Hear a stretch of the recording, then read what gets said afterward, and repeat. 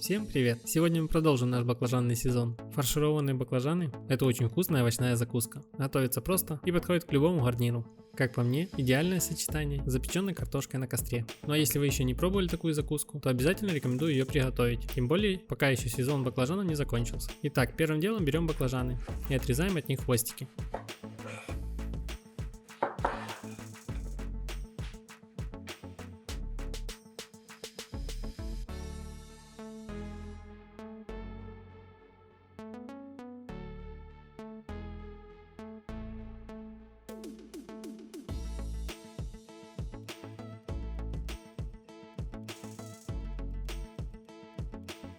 Подсаливаем воду и отправляем в нее баклажаны. В зависимости от величины баклажана будет зависеть время варки. В общем, их надо проварить до состояния, когда они будут мягкими. Но при этом главное не переварите их, ибо они в дальнейшем превратятся в кашу. Отваренные баклажаны выкладываем на плоскость.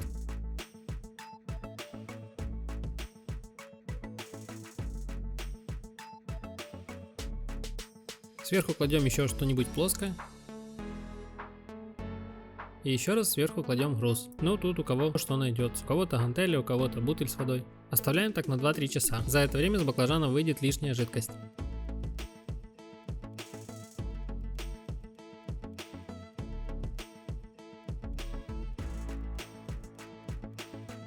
Тем временем пока займемся начинкой. Начинка тут будет крайне простая. В таких баклажанах я люблю побольше моркови.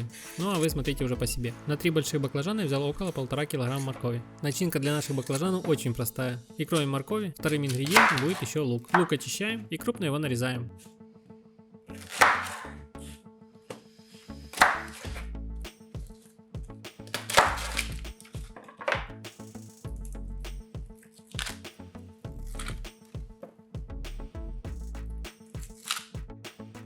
Морковь натираем на крупной терке.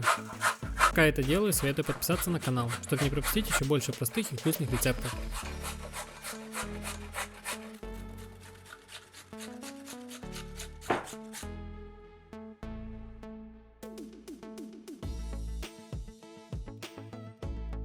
Теперь мелко нарезаем лук, но сильно мелко тоже не мельчите. Это в принципе большой разницы не имеет.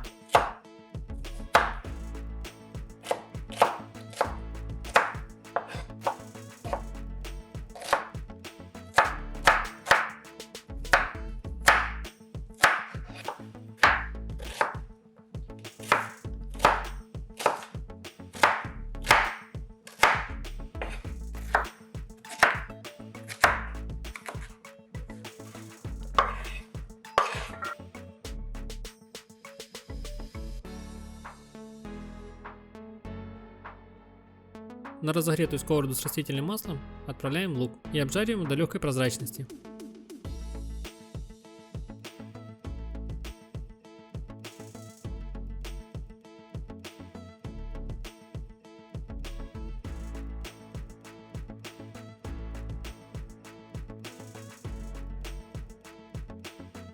Добавляем морковь, а далее тушим все это вместе, пока морковь не станет мягкая. Но при этом стоит тоже понимать, что морковь не должна здесь разлазиться. Если мы передержим нашу начинку на сковороде, то все может превратиться в кашу. Также не забывайте посолить и поперчить все по вкусу.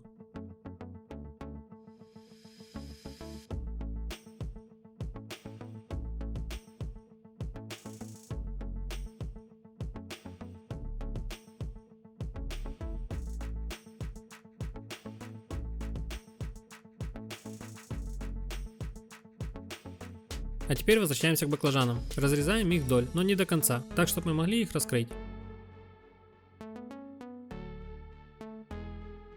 И теперь после того, как остыла наша начинка, перекладываем ее в баклажаны. Если вам нравятся наши рецепты, не забывайте ставить нам лайки.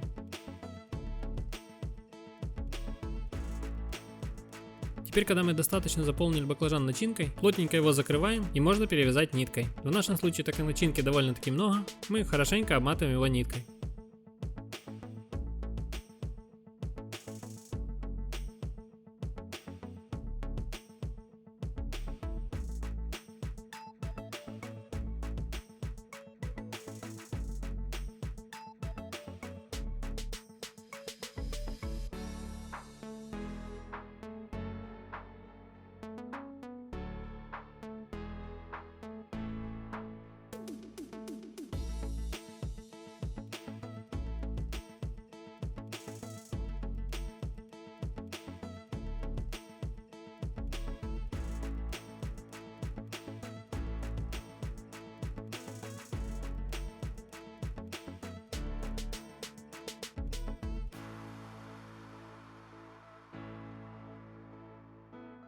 После того, как мы подготовили все баклажаны, подготавливаем емкость, в которой будут кваситься наши баклажаны. На дно емкости выкладываем сельдерей, сверху баклажаны и на них еще раз сельдерей.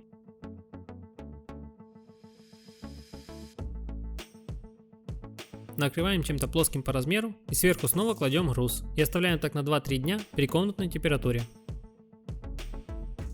Ну, как вы могли понять, нам пришлось переложить баклажаны в емкость повыше. Так как с начинки в процессе отлежки стало выделяться довольно-таки много масла и жидкости, оно перестало помещаться в емкость. И при этом баклажаны так и не были погружены полностью в эту жидкость, где выделившаяся жидкость достаточно хорошо покрывала наши баклажаны. А по истечении 2-3 дней при комнатной температуре желательно подержать баклажаны в холодильнике еще пару дней. За это время баклажаны хорошо проквасятся и в них будет присутствовать легкая и характерная им кислинка.